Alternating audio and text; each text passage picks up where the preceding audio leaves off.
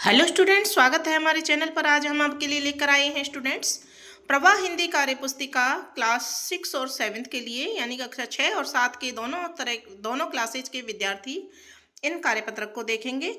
यहाँ हम कार्यपत्रक 15 तक अपने चैनल पर डाल चुके हैं। आज हम करने वाले हैं 5 कार्यपत्रक एक साथ, यानी कि कार्यपत्रक 16 से लेकर के कार्यपत्रक 20 तक। तो 16, 17, 18, 19, 20 5 कार्यपत्रक देखने के लिए स्टूडेंट्स आप हो जाइए रेडी। शुरू करते हैं कार्यपत्रक नंबर 16। दिए गए वाक्यों के लिए एक शब्द लिखिए। जैसे साल का पहला महीना जनवरी होता है, इसी तरह से हमको आगे जो दिए हुए हैं उन सेंटेंस के लिए एक शब्द में उत्तर देना है। हमारे पिताजी के पिताजी दादाजी। जिस दिन स्कूल बंद रहता है रविवार। जहाँ 4 रास्ते मिलते हैं चौराहा। बारिश के बाद आसमान में 7 रंगों का समूह इंद्रधनुष। ठीक है, तो एक शब्द में ये उत्तर हो गए। अब देखते हैं प्रश्न नंबर 2। नीचे दिए गए अनेक शब्दों के लिए एक शब्द पर सही का निशान लगाइए। जैसे छोटे भाई को कहते हैं अनुज, तो यहाँ अनुज पर टिक है। जहाँ अनाथ बच्चों को रखा जाता है अनाथालय। 3 रंगों के मेल को तिरंगा। जो मिट्टी के बर्तन बनाता है कुम्हार। मिठाई बनाने वाला हलवाई। ठीक है ना। अब है प्रश्न नंबर 3। दिए गए समूहवाची शब्दों के लिए उचित विकल्प ढूंढकर सही का चिन्ह या निशान लगाइए। जैसे नोटों की गड्डी होती है, पर्वतों की श्रृंखला, फूलों का गुलदस्ता, लोगों की भीड़, भेड़ बकरियों का रेवड़ और सैनिकों की टुकड़ी। ठीक है,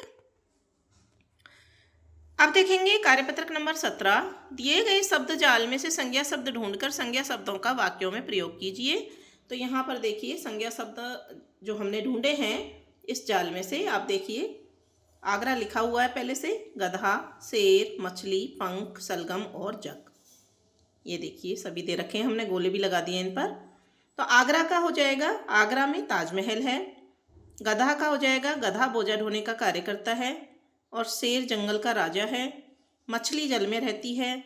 पक्षियों के पंख रंग बिरंगे होते हैं। सलगम एक पौष्टिक सब्जी है। जग का पर्यायवाची संसार। ठीक है। अब देखते हैं प्रश्न नंबर 2। दिए गए संज्ञा शब्दों से वाक्यों को पूरा कीजिए। तो यहाँ पर शब्द दे रखे हैं यमुना, दिल्ली, श्रीनगर, नर्मदा, गोदावरी, नई दिल्ली। तो यहाँ सबसे पहले क में आ जाएगा यमुना के किनारे दिल्ली बसा हुआ है। ख में आ जाएगा नर्मदा और गोदावरी भारत की नदियां हैं। और ग में आ जाएगा डल झील श्रीनगर में है। भारत की राजधानी नई दिल्ली है। प्रश्न नंबर 3 है जातिवाचक संज्ञाओं में से सही संज्ञा शब्द चुनकर नीचे लिखे वाक्यों को पूरा कीजिए। तो यहाँ पर देखिए जातिवाचक संज्ञा लिखी हुई है किसान, हाथी, वृक्ष और शहर। यहाँ हम सबसे पहले इसमें देखेंगे जंगल का सबसे बड़ा पशु कौन सा है? हाथी। लकड़ी वृक्ष से प्राप्त होती है। कोलकाता भारत का प्रसिद्ध शहर है। किसान खेत में हल चला रहा है। अब है प्रश्न नंबर 4। समूहवाचक संज्ञाओं को चुनकर वाक्य पूरा कीजिए। छत्ता, श्रृंखला, दल और काफिला। मधुमक्खियों का छत्ता सहतूत के पेड़ पर लटका हुआ था। ऊंटों का काफिला मेले की शोभा बढ़ा रहा था। पहाड़ों की श्रृंखला दूधिया चांदी में नहा रही थी। और लास्ट में है डाकुओं का दल अस्त्र शस्त्र के साथ घोड़ों पर सवार था। अब है कार्यपत्रक नंबर 18, जिसमें व्यावहारिक व्याकरण लिंग परिवर्तन करने वाले शब्द को समझकर सही प्रयोग कर पाने की दक्षता दी हुई है। प्रश्न नंबर 1 है निम्नलिखित शब्दों के लिंग बताइए।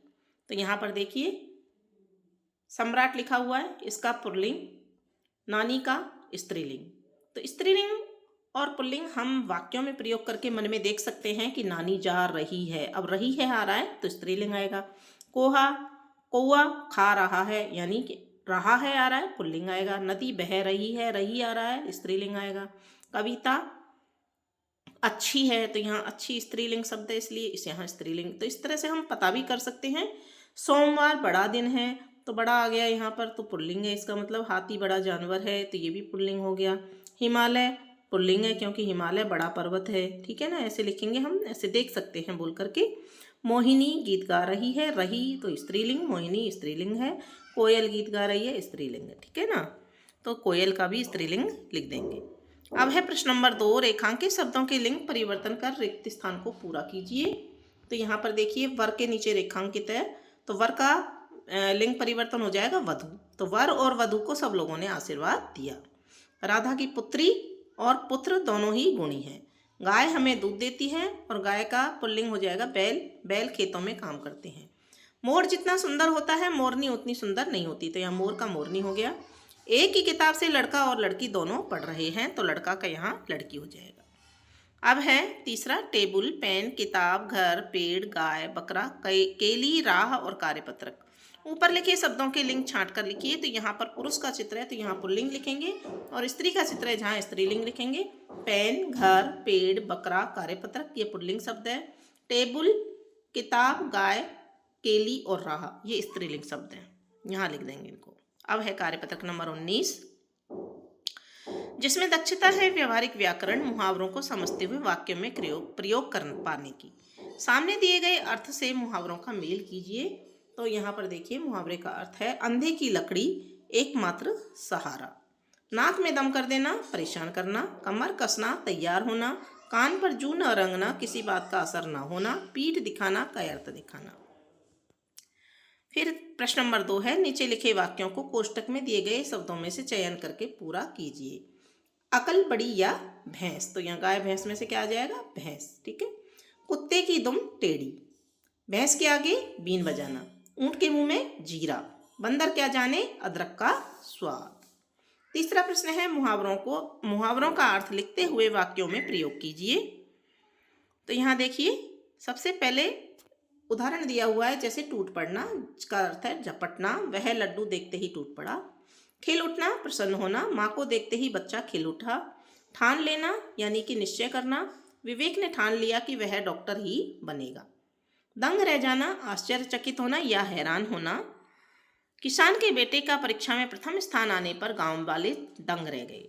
मुंह ताकना यानी दूसरों पर निर्भर रहना। आलसी लोग हर कार्य के लिए दूसरों का मुंह ताकते रहते हैं। ठीक है।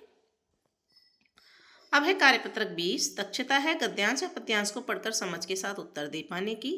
नीचे लिखी कविता को पढ़कर पूछे गए प्रश्नों के उत्तर दीजिए। तो सबसे पहले तो हम कविता को पढ़कर देखते हैं बच्चों।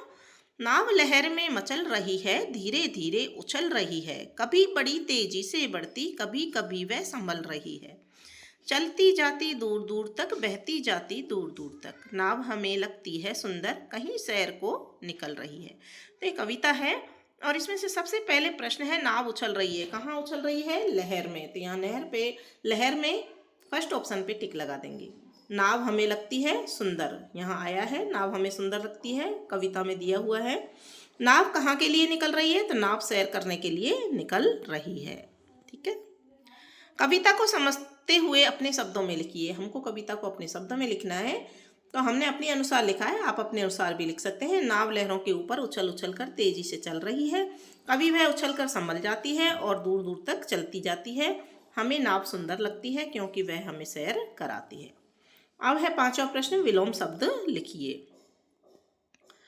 पास पास का दूर दूर, धीरे धीरे का जोर जोर से, कभी कभी का हमेशा, बड़ी बड़ी का छोटी छोटी, सुंदर का बदसूरत, चलते चलते का रुकते रुकते। ठीक है।